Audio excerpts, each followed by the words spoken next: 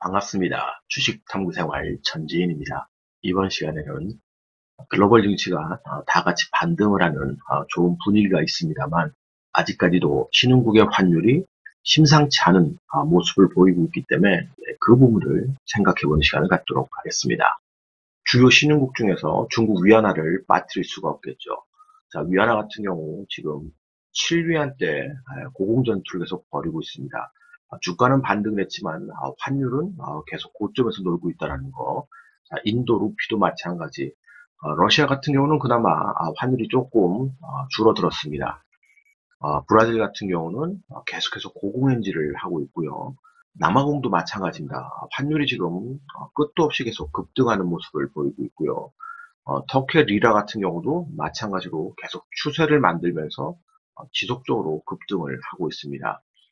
이런 과정에서 언제든지 글로벌 증시가 또 신흥국 때문에 발작을 또 일으킬 수가 있습니다. 네, 그 부분을 여러분들 꼭 생각을 하실 필요가 있어요. 그나마 지금 시장이 안정적이라고 생각하는 부분들은 주가 같은 경우 이렇게 반등들을 했기 때문에 그렇습니다.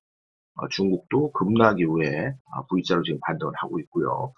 인도도 마찬가지로 반등, 러시아도 반등하고, 브라질 같은 경우는 지금 옆으로 눕고 있는 현상을 보입니다만, 터키라든지 남아공이라든지 이런 부분들에 다 같이 반등을 하고 있으니까 좀 시장이 좀 안정적인 그런 분위기를 만들어 가고 있는 겁니다. 더군다나 채권 시장의 안정화를 보이고 있기 때문에 그런 그 분위기는 더 확산되려고 하고 있어요. 기본적으로.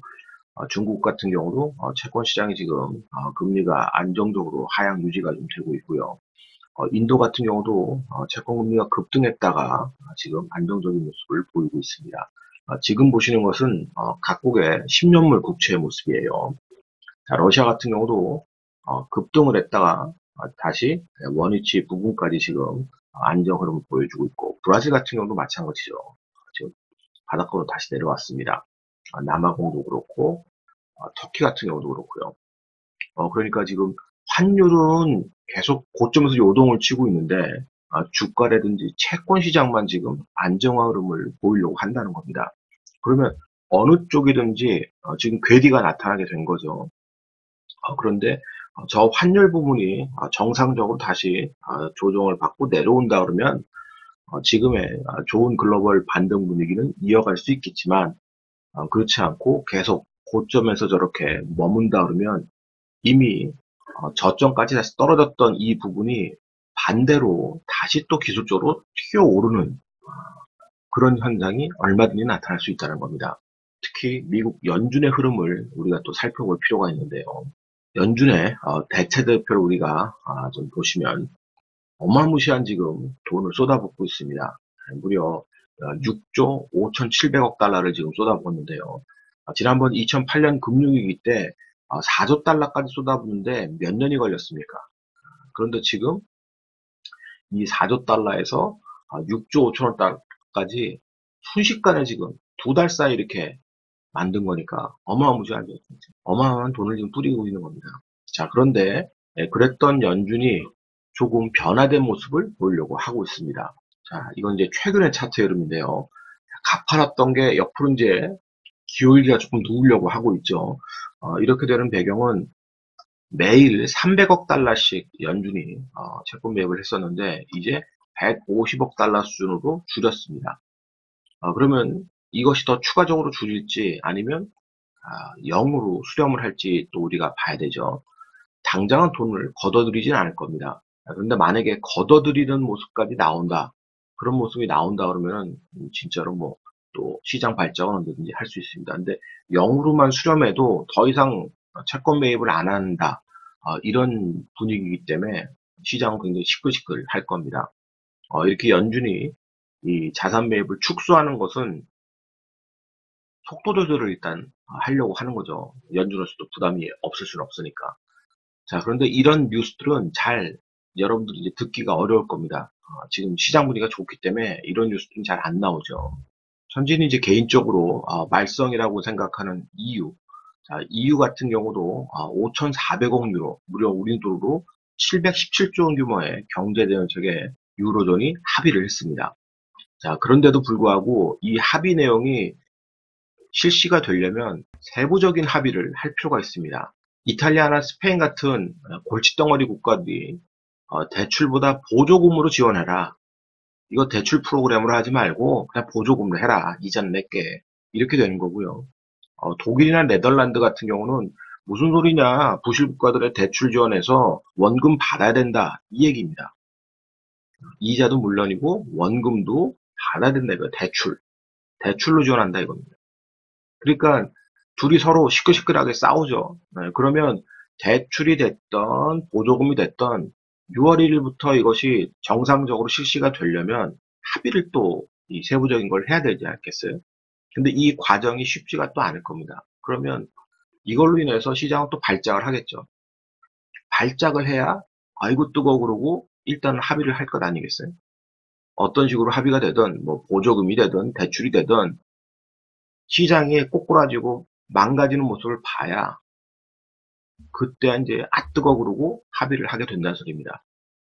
2010년, 11년도 유로존이 말썽부렸을 때 그때 여러분들이 기억을 좀 해보시면 될 것 같아요. 자, 그리고 최근에 이제 원유 관련된 질문이 있어서 잠깐 좀 설명을 좀 드리면요. 자, 미국에도 원유 개미가 있다. 자, 국내에서도 지금 원유 관련 ETN 엄청난 개인들의 돈이 들어왔고 ETF도 마찬가지로 지금 개인들의 많은 참여가 있습니다. 그래서 개인적으로 천진이 ETF 관련된 이제 전략을 나는 이렇게 할 것입니다라고 여러분한테 설명한 영상이 있었는데 지금 수급사항이 만만치가 않기 때문에 개인적인 이제 전략 수정을 하게 될 겁니다. 그건 이제 비중 조절을 통해서 전략 수정을 좀 할 거고요. 개인들이 녹아내리기 전까지는 좀 주의할 필요가 있습니다. 만기일 때문에 만기 충격에 의해서 마이너스 40달러까지 떨어지는 정말 뭐 초유의 사태도 경험을 하셨을 텐데요. 이런 일이 발생하는 것은 결국 세력들이 이렇게 많은 개인들이 참여하기 때문에 이때를 본인들도 활용을 하는 겁니다. 근데 국내뿐만이 아니라 가장 많이 거래가 되고 있는 ETF 시장인 미국에서 이렇게 개인 투자들이 원유 ETF에 몰린다 그러면 결국 세력들은 여기다 본인들이 유리한 쪽으로 시장을 이끌 가능성이 많이 있죠. 네, 그러면 시간이 더 많이 걸릴 거고 시간이 걸리는 만큼 롤오버 비용은 계속 증가를 하게 될 겁니다. 이것을 이겨낼 수 있는 방안이 없다 그러면은 상당히 위험한 수준에 이릅니다. 그렇기 때문에 ETF 관련한 지금 투자를 하고 있거나 준비 중인 분들은 조심하실 필요가 있는 거고요. 개인적으로는 이 롤오버 비용을 어느 선에서 적당하게 감당할 수 있을 만큼 비중을 조절해 가면서 투자는 할 겁니다. 그런데 천진이 하는 방식과 여러분들이 하는 방식이 같을 수가 없잖아요. 그러니까 함부로 따라해서는 안 되는 소리입니다. 참고만 하시면 되세요. 그러면 원달러 환율의 우리 흐름도 또 차트를 보면서 생각을 해보도록 할게요. 최근에 원달러 환율의 흐름을 보시면요. 1150원에 머물었던 원달러가 무려 1290원까지 급등을 했습니다. 다행히 이제 급등 이후에 조정권에 좀 들어왔는데요.